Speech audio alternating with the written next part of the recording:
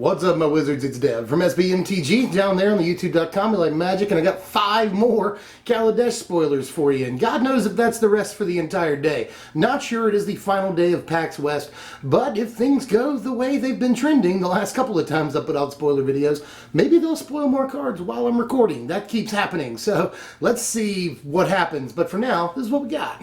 This is actually the most recent card spoiled. It's a common. It's Inventor's Goggles, just a 1-mana equipment that you can equip for 2 mana, and it has equipped creature gets +1/+2. The goggles themselves also have, whenever an artificer enters the battlefield under your control, you may attach Inventor's Goggles to it. Cute, I guess, right? If you're drafting the Alchemist deck in Limited, possibly. I don't know. Like, we really hoped that we would see really cool equipments in this set, and so far we haven't seen a whole lot. But at least this is confirmation that we'll see more equipment, so that's cool. Just really hope we see better equipment. I like that, you know, it has the whenever an alchemist comes into play. That's cool, cute, tribal synergy and all that, but want to see something a little bit better, I guess, is all I'm saying. This is the only card so far today that requires a translation. This is Oval Chase Daredevil. It's 4 mana, 3 generic and a black for a human pilot that is a 4/2. And it has, whenever an artifact enters the battlefield under your control, you may return Oval Chase Daredevil from your graveyard to your hand. First of all, I just love this art. She died in a race car crash or something and she just came right back. That's interesting. But the card itself is kind of interesting too. A lot of people are just sort of passing it by and saying, oh, that looks cute. And it does look really good in draft, again, in limited environments where you're sort of drafting a deck that has some artifacts in it. You know, it doesn't seem bad at all. I like that it can be discarded with, you know, like Tormenting Voice and other stuff like that. Just anything that makes you discard cards. In Standard, you can discard this and get it back later, you know, Crypt Breaker and stuff like that, although I don't think that it goes into any of those decks. I don't think it goes in the Madness deck, you know, not very good synergy there, especially considering Madness isn't going to play any artifacts, you know. So it may be tough to find a home, but something like this that you can just sort of discard and then bring back again for just no cost, basically, you know, play an artifact is really kind of always good. So I wouldn't be surprised if this was fringe playable in some weird Standard deck, but we'll have to see what that is first. I wouldn't be surprised if this had a little bit more impact than we initially think it might. Up next is Ceremonious Rejection. This is just a blue mana for counter target colorless spell.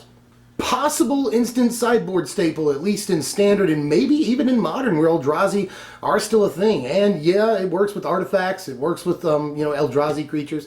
So pretty good spread of usability on this card. It's pretty flexible, and Eldrazi are still in some ways a scourge in Modern, and obviously in Standard people are playing them. So maybe this will be a sideboard thing, you know. Worth noting that it doesn't counter cast triggers on big colorless Eldrazi. They'll still get the cast trigger, but you will counter the creature itself. So there's that to kind of worry about, honestly. And people are talking about this in Legacy, but I think a null is probably just better in that format. I'm not 100% sure, but at least in Standard and Modern, for the time being, at least in Modern, card does not look bad at all. This is Aerial Responder right here. He's 3 mana, that's a generic and 2 white, for a 2/3 dwarf soldier, cool creature type, with flying, vigilance, and lifelink. And everyone's calling him Whitehawk, you know, and it is basically Vampire Nighthawk. They just took the Death Touch off and put the vigilance on, which I think is kind of worse. You know, Death Touch was always really nice on Nighthawk because he could switch from offense to defense easily. Cool thing is, this card still has the ability to do that. You know, he can swing in and then still stay up to block next turn or during their turn. So I think Vigilance sort of still accomplishes some of the same goals that Nighthawk did, although this won't be able to take down, you know, a big flyer without some sort of help. So that's an issue. But it is slightly more aggressive looking in some ways than Nighthawk was. So I do like that about it. It'll probably see some play in something. Odric looks pretty cool to me in that deck, you know, and it hilariously curves in to Odric. That's nice. 3rd turn this, 4th turn Odric. Go ahead and swing in with some stuff, and everything gets 3 abilities at least. So looks pretty solid to me. It'll probably see some play. Last card, at least so far, while I'm recording, this is Essence Extraction. It is the other most recent card of the day next to the goggles. This is 3 mana, that's a generic and 2 black for an instant, with Essence Extraction deals 3 damage to target creature, and you gain 3 life.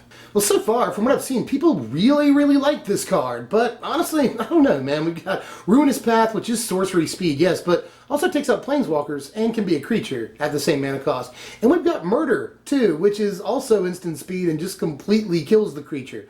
I mean, gaining 3 life might be good, especially in some decks, you know. I've seen some people say, you know, Lone Rider turn 2 into this on turn 3 is great because it clears a path for the Lone Rider, too. So that doesn't seem bad, but that's fairly narrow use for something like this. If it could hit players, that would be sweet. Straight up black burn that gains you life, too. Like, that will just be neat. So I'd like that, but as it stands, I feel like we just have better options, unless you're playing very specific decks in Standard. Alright, that's all the new stuff for now. Again, I'm pretty sure that they'll try and slip something under the radar a little bit later tonight. If they do, I'll be there for you. But I do like that we got a day where there's fewer spoilers and really less impactful cards to talk about, because that means that I'll have a chance to finally have the time to edit Red Green Wolves. I'm going to have that up for you tomorrow morning, Monday morning, so look for that. And all the other content, you know, top 10 list coming up. I've got a top 5 list coming up. I've also got a video that's going to be really nice as far. I'm looking forward to it. It's going to be 5, in the same video, 5 standard Pauper ideas, so look out for that. Lots of content coming your way really soon, so sub if you're new. And if you enjoyed this content, hit the thumbs up button. It helps me out more than like anything you could possibly do. And let me know how you felt about these spoilers down there. I know some people really like Essence Extraction. Maybe I'm just not, you know, liking it as much as some people. So make your case for Essence Extraction and all these other cards down there in the comments, and I will see you guys later. I'm Dev from SBMTG. Thanks for watching, my wizards. Except with samurai swords, I bring more than your average rapper's national tour. I explode like C4, and I'm cold to the core. I swear I can't remember what my life was like before. I got the music in me, knew it simply had to be my destiny. I'm blessed to be the best within my CNHEND. Please believe not Ninja Gaiden. I'm not the guy to fight with them lightning. They come in dumb and I leave them enlightened.